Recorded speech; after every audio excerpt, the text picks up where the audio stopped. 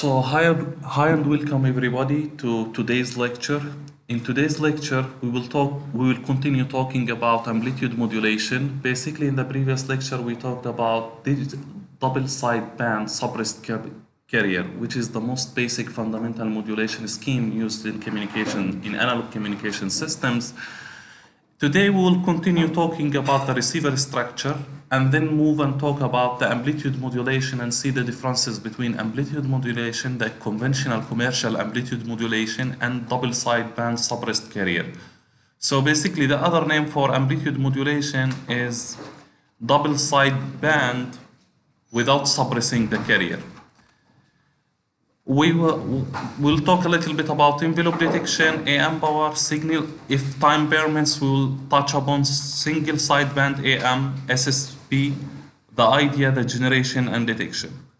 So the typical radio receiver of an AM modulator can be given as follows. We have, you modulated your signal using AM modulation. Now we explained AM in last lecture. Basically, you have your message signal, you multiply it by a carrier with higher frequency, and you take two spectrum components, one on the left, one on the right. And you use band pass filters so that you allow the one at higher frequency to pass through the channel. At the receiver side, you transmitted it from the antenna. At the receiver, you get your message, you get your signal here, and you pass it through RF filter. RF filter, this filter tunes the receiver to receive your signal, the signal around the carrier frequency within certain bandwidth. You define it for the receiver. After that, you multiply by multiplexer FC minus FI. The goal here is to shift your signal from a very high frequency to a relatively not very high frequency. So you basically make it closer to the baseband. And then you use another filter, we call it IF filter. The difference between RF filter and IF filter, IF is more selective, can be very sharp and very narrow, and you can only select the signal you desire. And then you multiply by another carrier, which is the intermediate carrier that can shift your signal to the baseband. And then after that, you use the detector. The detector can be envelope detector as usual, which is the least complex demodulation scheme, but you can use also other electronic components as well. The input RF to the antenna at FC is mixed down to a fixed intermediate frequency usually. Why? Because RF filter is not very selective. You cannot select the signal that you desire, which is carrying your message data. First modulation frequency is adjustable. This frequency you can adjust it, but the IF filter is difficult to adjust, and IF filter is very selective. You just use it to select the signal you desire, and everything after IF can be done in software. It doesn't change with the tuning. You can program it with software. Now, let's understand the difference between RF filter and IF by diagrams. RF filter, after you modulate your signal, you have your signal at a higher frequency, yes? RF filter takes the signal around FC in general, within certain bandwidth. But your message is only this, the shaded one. With RF filter, you cannot take only the shaded one. You can take additional spectrum components adjacent to the shaded one. In IF filter, you only take the message that you desire, which is colored in gray here. This is IF filter. So you select your desired signal. Then you multiply it by FI. When you multiply it by FI, you get a component of your signal at the baseband. So at the end of the day, you get the signal. This is your message signal in the frequency domain. Here, this is your message signal. So RF filter selects part of the band of interest, but not exactly your message. IF filter selects the signal you are interested in, exactly your message. With software-defined radio is like software programming, but for controlling the signal, the transmission process. You can sample directly instead of using IF filter and do the rest in software. So let's take the example of using subheterodyne and superheterodyne receivers, and what's the difference between them, and are they the same, or which one would you prefer to use? The key to this receiver is being able to translate signals in frequency. Subheterodyne receiver, you have your modulated signal, your message, let's say modulated signal, and your carrier. Yes, this is what you receive. Yes, you receive your signal shifted at a certain frequency. So the first figure here, we call it modulated frequency. Yes, modulated signal carries the information at certain carrier frequency, FC. Yes. Now at the receiver, what do? You use carrier. You must use carrier, multiply your modulated signal by a carrier, so that you take another shift around the baseband.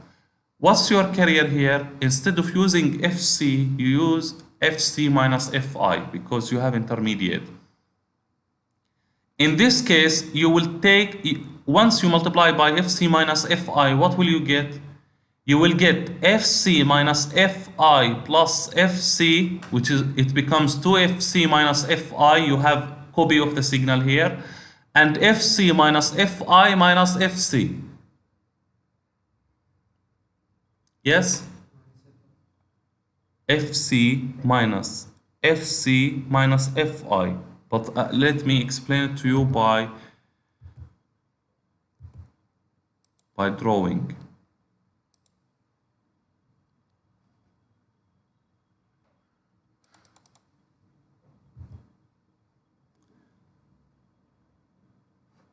So here, in this receiver, when you receive your data, modulated signal, and you multiply it by the carrier, the first one, FC minus Fi, but this minus for all. So FC minus FC, they cancel. Minus minus Fi becomes plus. Everybody sees this? Yes? Everybody can see this? Where is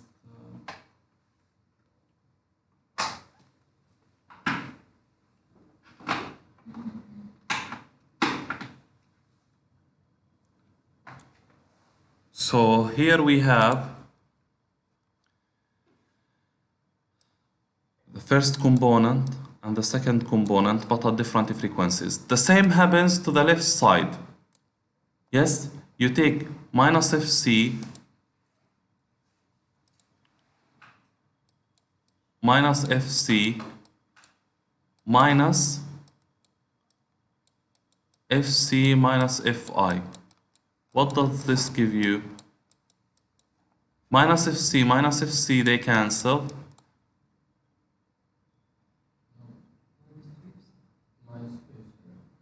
Yes, they become, not this case. This becomes, for this case, you have minus 2FC, not the previous case. So you have here minus FC, minus 2FC. Exactly, plus Fi. Where is that? It's here. This one, yes? This component. And here at this point, when you instead minus FC minus Fi plus FC, what will you get? You will get this minus Fi. So basically, this is what you will get when you have subheterodyne receiver. Now go to superheterodyne. What's the difference in superheterodyne? In superheterodyne, instead of using FC minus Fi, you use FC plus Fi. Okay? Once you multiply the modulated signal with the carrier at the receiver, for this side, for this one, the shaded one, when you multiply it by FC plus Fi, you get two components, this one and this one. So you kind of crossing the zero and go to the negative. And when you multiply this side with the carrier, you receive One signal here and another here. Clear? So basically, now what's the difference between the two? This one and this one. What do you think the difference?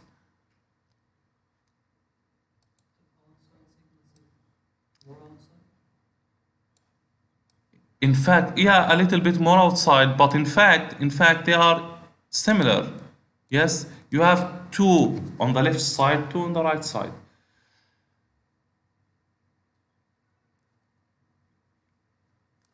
So, but focus on the shaded one, where in superheterodyne, when you multiply it by the carrier, one positive, one negative.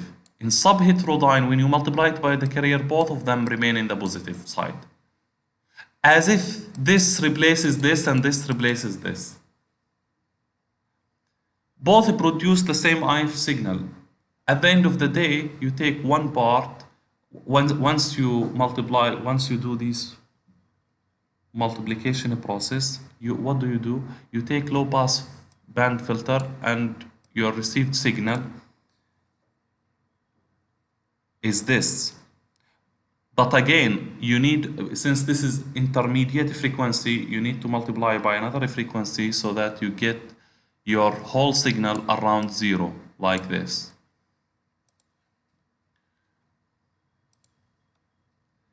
AM modulation is a form of amplitude modulation. For example, in the previous modulation, which is AM but with suppressed carrier. Yes, the previous modulation we talked about it in the previous lecture. What did we use? What did we do? We said, like, if you have your signal, if you have your message signal M of t and you want to modulate it, you just multiply it by the carrier, which is cosine 2 pi fc t. Now this is also modulation, but what's the difference here? Can everybody focus with me? What's the difference here? Here you have your carrier, you have your message, but you added AC component here. So this is basically AC multiplied by cosine 2 by fc plus M of t multiplied by cosine 2 by fct. Basically, double sideband suppressed carrier plus the carrier component itself. Now, why do I use this? I told you in the previous lecture, for that case, when you multiply the message directly by the carrier, you need to make sure that the carrier at the transmitter has the same phase as the carrier at the receiver, and we call this synchronization issue, synchronization process. If the phase is different, you might get them out of phase of each other, and then you cancel your data, you cannot receive it correctly. But in this case, since you have the carrier information with the modulated signal, you can receive the carrier component is here. So basically the receiver extracts the carrier from the modulated signal and use it to demodulate the signal. Do you need to worry about synchronization here? You don't need to worry about synchronization. So we need bandwidth, but the bandwidth of the message signal must be much smaller than the carrier frequency, and modulation index U, that I will define it later for you, less than 1. The modulation index U basically determines the peak of the message over the peak of the carrier. The maximum value of the message over the maximum value of the carrier must be smaller than 1. And here the signal, the modulated signal in time, if you want to take it in frequency, you take the Fourier transform, and you found that the first term here is the carrier, AC over 2 delta F plus FC plus delta F minus FC, and the second term is basically the modulated signal, yes? What's this term in time domain? This term, what's the corresponding value to this term in time domain? AC cosine 2 pi fct. When you take the Fourier transform of this, you get this. Everybody agrees on that? From Fourier transform, AC over 2 delta F plus FC plus delta F minus FC, which is basically this. One component here and the other one here. What about this? From where is this coming? from here, from m of t multiplied by cosine 2 pi fct with u here. Yes, basically m of f plus fc plus m of f minus fc multiplied by ac. So basically it's this component, this is for this, and this component for this shape. Clear? This is the modulation we are talking about it. So at the end of the day, your original signal was here. After you modulate it, becomes this.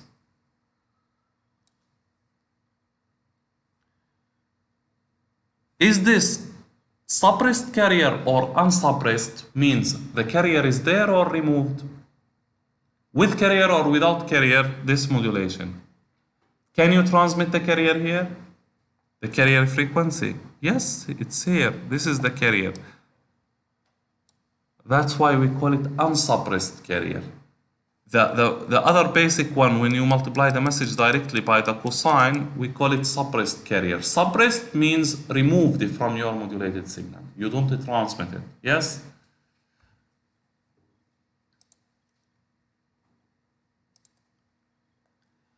Digital sideband suppressed carrier modulated signal undergo phase reversal when m of t changes sign.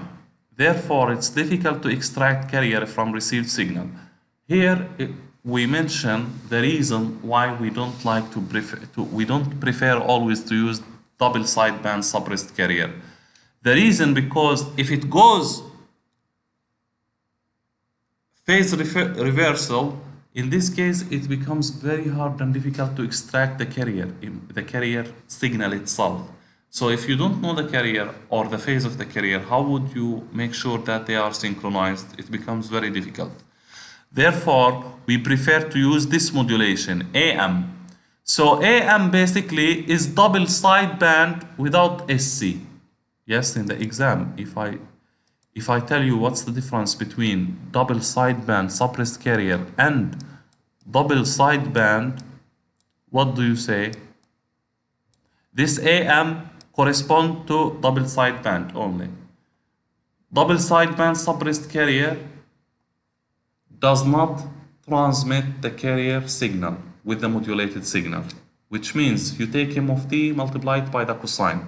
But in AM double sideband, you transmit the carrier signal AC cosine 2 pi fct plus m of t cosine 2 pi mt. Yes? And here how the shape is. This is the most critical information. Why do we use it? Because we don't want to extract the phase information at the receiver side. We just want to use the phase information of the received carrier. In this case, this is the reason. Because in the case of double sideband suppressed carrier, if the modulated signal undergo phase reversal, then m of t will change sign and it will be difficult to extract the carrier information. This is the solution. Now let's see the importance of adding the carrier to your signal. Now, yes, you want to know this.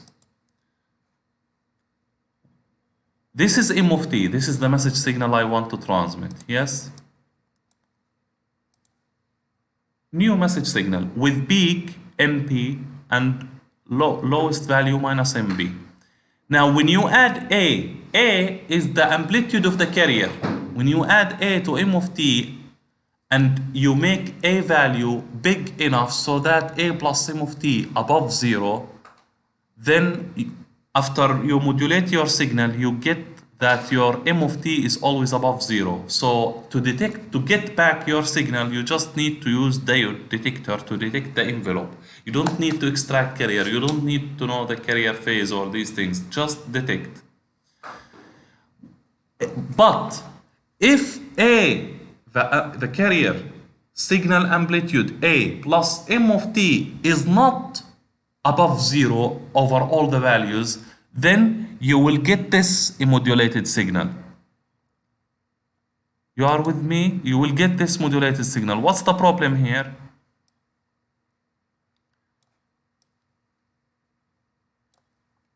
The problem here, when you come and detect the envelope is basically the amplitude, the positive value of the signal around the carrier. So when you detect it, what do you detect? You detect this signal. This is your message signal, the one you will take. Is this signal equal to this signal? No, it's not equal, because it's going down all the way. But here it goes up again. Why? Because A value was not big enough to make it above 0. But in this case, this is the signal that I receive at the receiver. This is the signal. At the receiver, I receive this signal.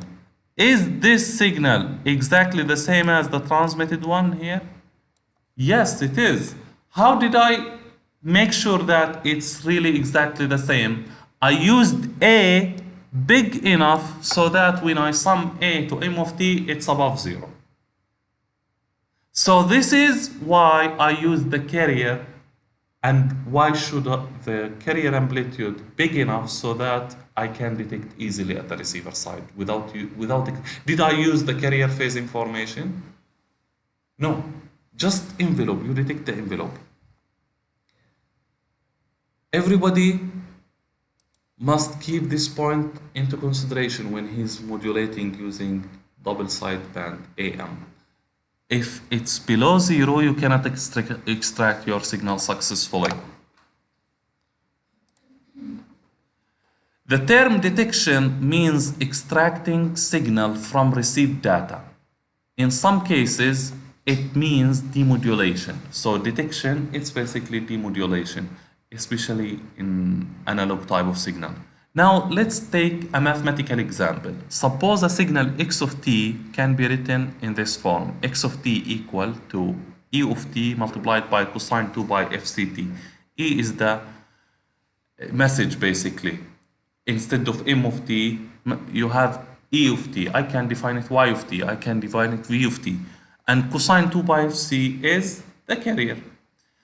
E of t varies slowly compared to the carrier. This is very important condition.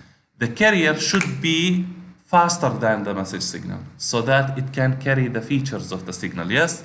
Let me give you example why. If the carrier must vary faster than the message signal. So if it varies like this, the message signal should vary like this, so that the carrier can carry the signal. But if the message varies faster than the carrier cannot carry the signal. The message becomes the carrier. So you cannot receive your data. The amplitude of the message is called the envelope of x of t. Yes? So for envelope detection to work, we need the carrier frequency to be much greater than the bandwidth of m of t. And the amplitude of the carrier plus m of t must be greater than 0, as I showed you in the previous example, this one. Yes, this one. So these are the two conditions for envelope detection to work. In this case, you don't need the carrier phase information at the receiver. So I mentioned U for you in this page, and I told you we will define it later. What's U and why is it important? U is the maximum peak, the peak of your message signal divided by the amplitude of your carrier. How do you find the peak of the message? Maximum amplitude value, the amplitude of m of t. And we call U modulation index of the modulated signal. Now, if U is large, U equal m, the peak of the message over A, and it's larger modulation index reduces power. Why it reduces power? When it's large means MB greater than A. Yes, you are not using too much power from the carrier. You reduce the power. But in this case, since A is responsible for pushing the signal up away from the 0, it makes it difficult to detect. Yes, because any shift, it can go to 0. And if it goes to 0, you cannot detect your signal successfully. But why I prefer it to be a little bit large? To save power. Because power is very precious and very costly. Now, a broadcast AM station use modulation index close to 1. Why? Because 1 is optimal. You cannot get better than 1. 1 means this is the minimal amount of power you can use to make sure you can detect your signal successfully. Yes? This is exactly how do you do that? This in the figure? This is 1. Let me give it to you. You just make the signal to be exactly at 0, above 0. You choose the value of A in such a way that your signal is just above 0, not more. So in this case, you save the power, you don't use extra unnecessary power, and you make sure that you can detect your signal correctly. Because if it goes below 0, you cannot detect it correctly.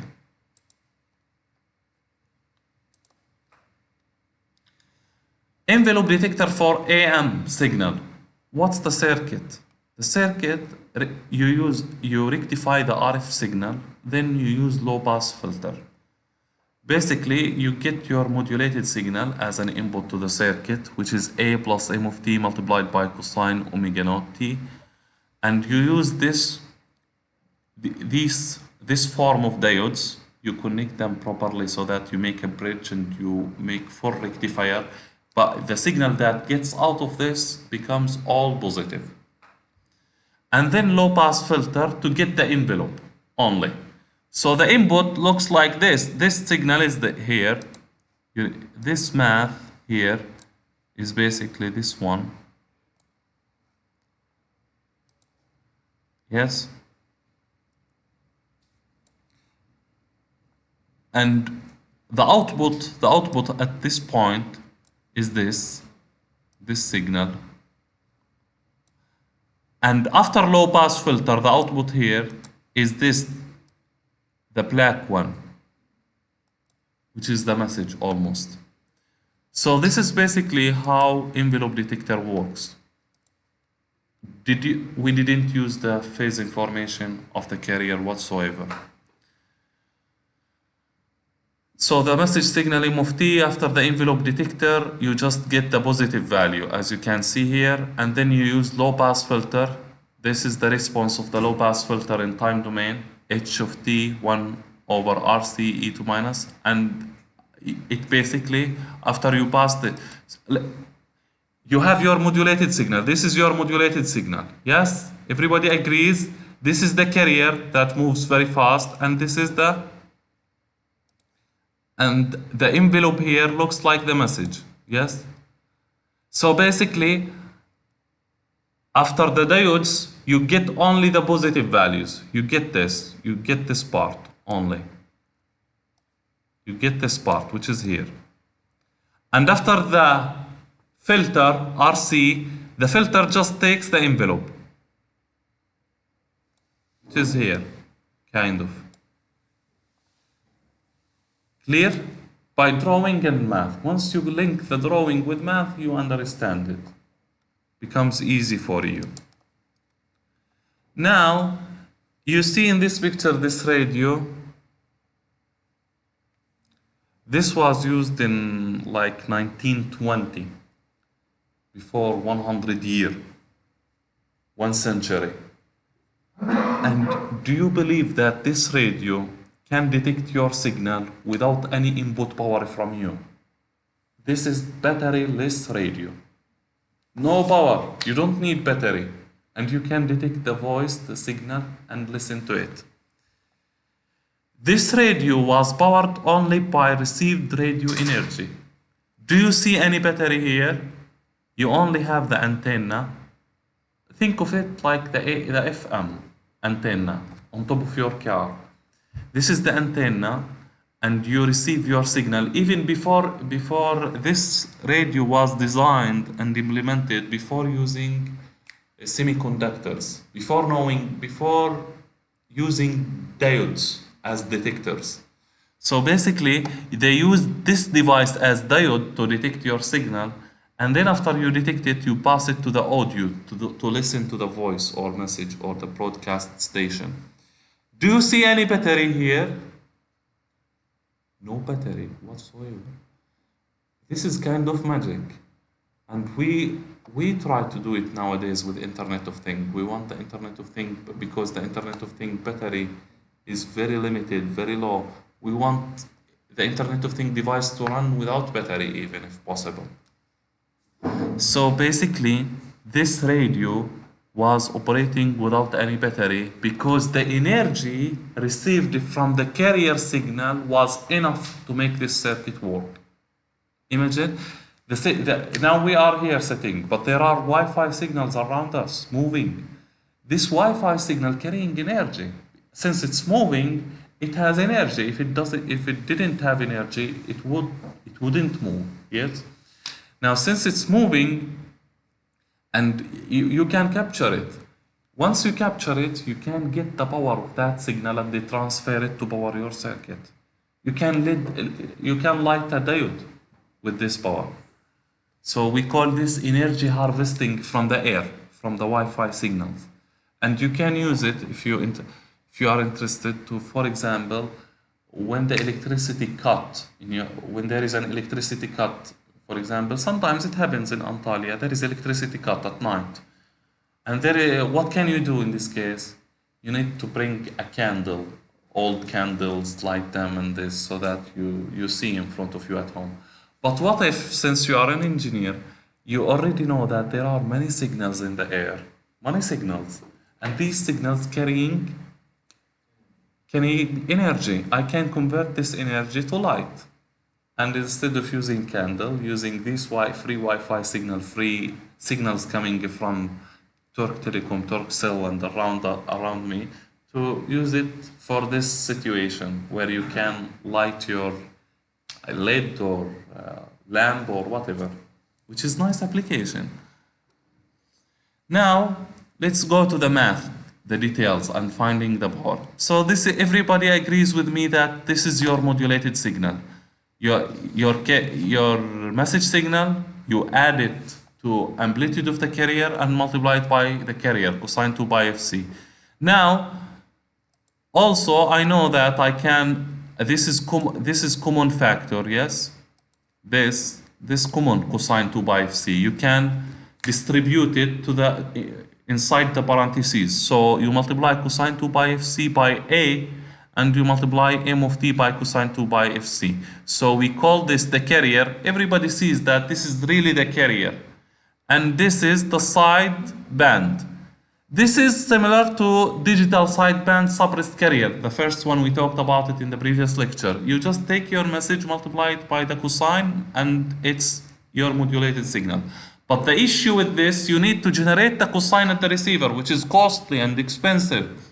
And we said we need phase locked loop, voltage controlled oscillator, and these are very difficult to design and operate. That's why it's better to use AM, where your signal has the carrier within itself. So at the receiver side, you already have the carrier, you just use envelope detector and get your message. Now, if I tell you, find the power of the carrier and the power of the modulated signal, can you? This is the carrier, find the power. The power is equal to the integration from 0 to t, the message signal is square, yes? The carrier is square, basically. The power, what's the power? Integration from 0 to t, whatever this x of t square, delta t, yes? This is the power in general. What's x of t here? X of t, a cosine 2 pi ct, which is the carrier. You square it, you squared it here. A is constant, you take it out, you integrate. After you integrate this, you find the result a square over 2. So the power of any sinusoidal signal is the amplitude square over 2. Now, signal power after modulation. This is after modulation. This is the carrier. Now I want after modulation. It's basically half the original message signal, because this is your message. When you modulate it, one part goes here and one part goes here. And I told you, if this was A, this becomes A over 2, A over 2. Yes? So it basically becomes half of the message power, where message power is average power as t gets larger. So if you want to get the power of the message, what do? Integration from t0 to t0 plus t capital, the message signal is square 1 over t. So we call this the power of the message. And the power of the modulated signal, after you modulate it, it's basically half of the message. Why? Because it's here, of course you take only the real part, the positive part. The power of a tone, like cosine 2 pi fmt, is 1 over 2. Why? Because the amplitude is 1, 1 over 2 becomes half. So far so good. We already know these things. Power of AM signal. The carrier tone simplifies demodulation but carries no information. Yes, the carrier. The carrier, due to sending the carrier signal, it gets simplified but it doesn't carry any information. The power efficiency in this case is defined. If I ask you to find the power efficiency of AM modulator, what do you say? The power efficiency is the useful power over the total power. What's the useful power? The useful power is the power of the message, because this is where your data is. What's the PS? What's PS? The power of your message. Return here. It's M of t, but M of t, let's say, now you are using this example.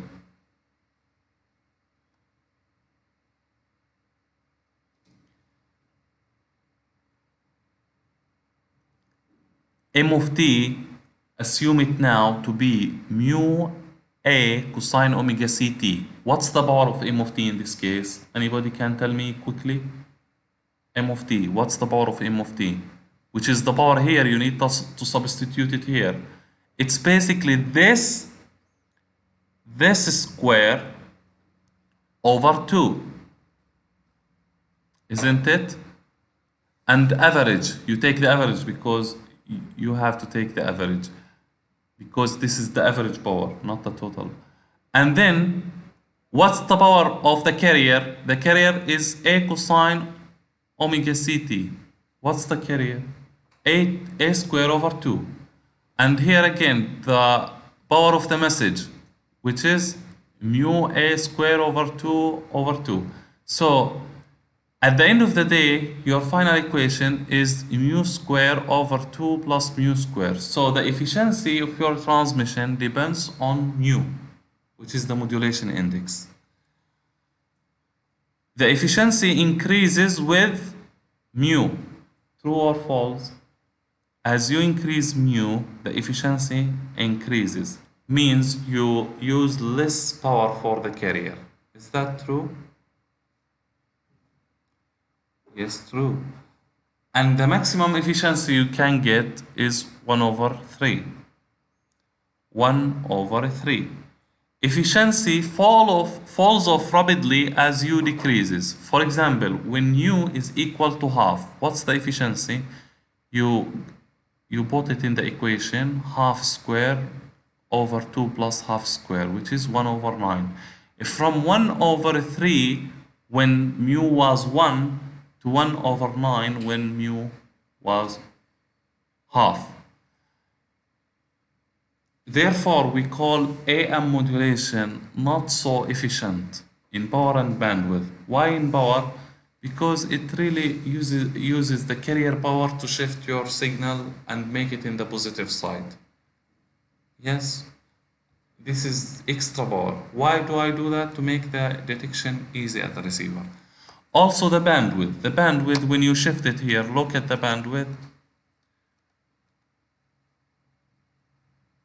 The bandwidth here, you use, if your message here, B, bandwidth B, the bandwidth becomes 2B. which is not efficient. Yes, this is in the positive side, it was B. Here, how much? 2B. So this is kind of inefficient in terms of resources, because power and bandwidth are the most expensive resources. Yes, and we must always be very careful when we use them. So double sideband suppressed carrier. You have your message signal in frequency domain, you multiply it by the carrier, you get two components, two copies of your message around FC and minus FC. And we said the upper side band is this and the left side band is below FC. And the same with the negative part. The signal can be reconstructed from either the upper side band or lower side band. Therefore, it's very useful to cut your signal after modulation, filter it. You don't need to transmit it whole. What do I mean by that? I told you AM is not efficient. Why? Because it takes, what does it do? If your message here from here to here is B, can you focus here on the bandwidth to tell you why it's not efficient? If this is B from here to here, this is money, the bandwidth is money, we agreed on that. Then when you modulate it, takes from here to here and from here to here, B plus B, 2B. What's this? Inefficient. For sending a message of bandwidth B, you need a modulated signal of bandwidth 2B. But someone might come and say, cannot we just transmit only this part? Forget about this. And reconstruct the signal, this one? We can. If we transmit the upper side only, remove this. And after you multiply by the carrier at the receiver, what will happen? What will happen? So your signal, what you transmitted after filtering, you transmit this.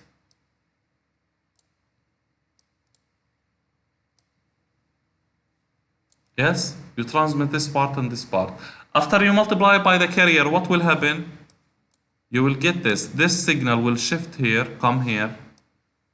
And this will shift here, come here. And it becomes similar to your message. Isn't it? So why don't I use this then?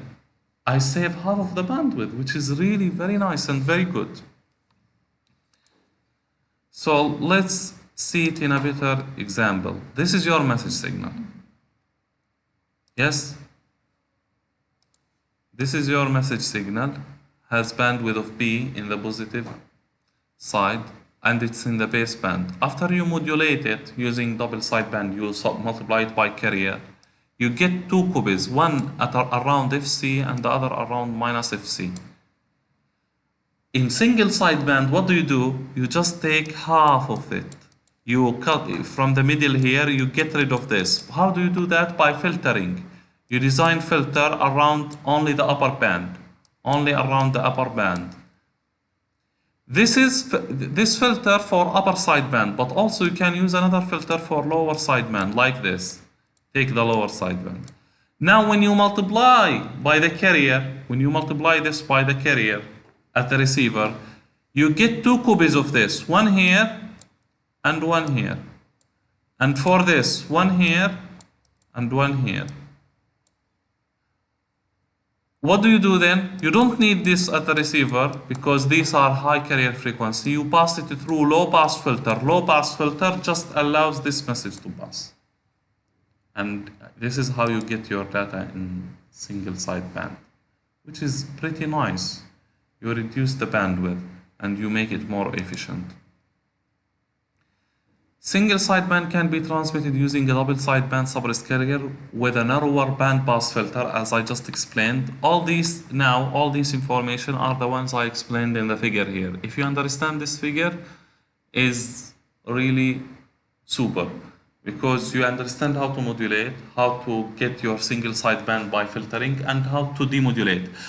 If I tell you, where is modulation here? Where is double sideband modulation? This part is double sideband modulation. Where is the message? Is this at the transmitter. Where is single sideband modulation? upper sideband single modulation? This. Where is lower sideband single modulation? This. Where is the demodulation process? At the demodulator, what do you get? This. Where is the signal after low pass filtering at the receiver? This.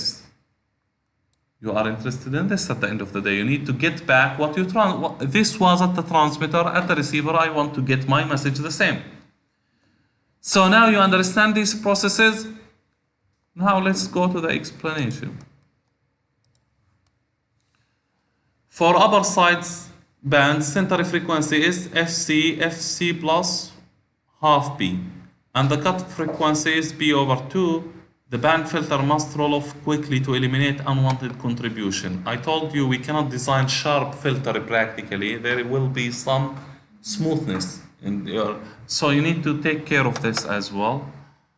Single sideband demodulation can use a double sideband suppressed carrier demodulator with no change. Do you use envelope detector here? No. I must use the carrier itself. The input to the low pass filter is different from that of double sideband single carrier. Transmitter and receiver must agree to you. Before they start communicating with each other, they must talk to each other and say, okay, I'm using low pass upper sideband. You must use the same. Because if one is using upper sideband and the other is using lower sideband, they cannot understand each other. Single sideband is common for amateur radio, so it's used below 10 megahertz, above 10 megahertz, around 5. And also single sideband common for shortwave ranges like 2.3 mega, 2.4 mega. So all these systems, they use single sideband, and those also. So basically it's commonly used. So another example, if I tell you where is your message signal M of F, this is M of F. After filtering, get the upper side. After modulating, multiplying by the carrier is this part, isn't it? Take real part. In this case, you take the copy, the other image of the signal, and then you multiply by the carrier and to get your message back. This shows only the modulation part. This is the received spectrum. You multiply it by a carrier again to get this, and then you get your signal back at the receiver. So the filtering process, basically, this is filter. This is the filter that takes the upper sideband. So basically this is single sideband modulation. As you can see, now we have 3 types of modulation. We have double sideband, and we have AM, and we have single sideband. Double sideband, what do? You get your message, multiply it directly by the carrier, cosine 2 by FCT. And at the receiver, what do? You multiply by the carrier again, cosine 2 by FC, to get your message at around 0 frequency baseband. This is double sideband, the most basic analog modulation. Message multiplied by carrier, sinusoidal. Next part is AM. AM is double sideband, but with carrier. Why do we use the carrier? To shift the message signal and make it positive. When you make it positive, do you need the carrier information at the receiver to demodulate your signal? You don't need it. How do you demodulate your signal? You use detector, you get the envelope. If your signal, after the modulated signal, goes below 0, can you detect it successfully? No. This is the second part. The third part, what's the motivation of the third part? Single sideband. Why do we use it? Because AM, the double sideband with carrier, uses double the bandwidth for a signal of bandwidth B. To make it efficient means save the bandwidth. What do? We just use filter to get the upper sideband or lower sideband.